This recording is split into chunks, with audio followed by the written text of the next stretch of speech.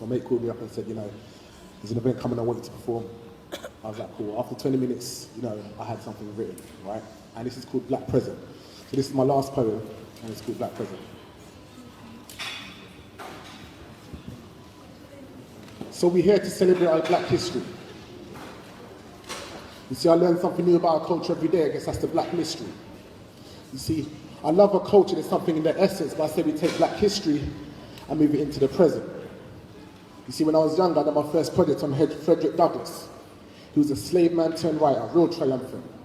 He spent half his life in captive, so he had no comfort, but when he broke free, he spoke up and done something productive. You see, I remember it clearly. I was only 8 years old, and what I took from his story was the power of growth. Because he became a leader, not for him, but his people, because he knew regardless of race, we should all be equal.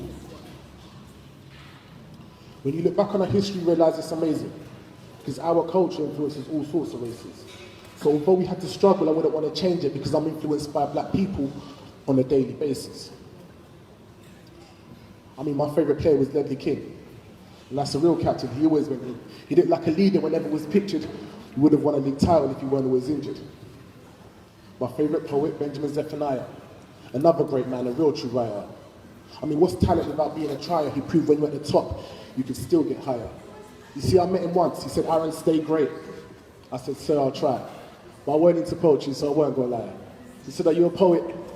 I was only a kid, I didn't know. But many years later, those words, stay great, are starting to ring home.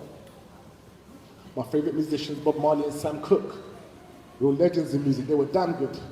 I mean, producing great songs, it seemed to be a habit, and that's the real definition of the term Black magic. You see, these were great individuals regardless of race, because they overcame obstacles and demanded a change. Because in one way or another, they all produced art because it weren't about the colour of their skin, but rather the colour of their hearts. But there was loads of them. From Luther King to Rosa Parks, from Malcolm X to Bernie Grant. There is Harriet Tubman and George Carver, and we're still waiting for that UK Obama. There's Jackie Robinson and Wendell Smith, and I could go on all day because it was endless. But 30 days ain't enough to celebrate our history, let's be honest. But maybe we're too lazy to always pay homage. I mean, that's unlikely, let's be real, but it should be a constant education in schools and colleges. But I guess we gotta live by some stereotypes. I mean, my favorite food is still peppers and spice. That's jerk chicken with peas and rice. There's some habits that just won't die. But every day we producing legends. I mean, every other week I used to go down to Peckham, get my hair cut in that barber's named Desmond, then put on my granddad's trophy as my stylish weapon. But I say we do more with our time. Do more to make Black people shine. Because it seems we only getting credit for crime and then we get bad press and then we wonder why.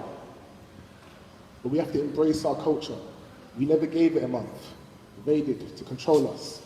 So we got Notting Hill Carnival just to let them know that we got way too much rhythm to be controlled. Now there's a stereotype that we always late and we bad in time.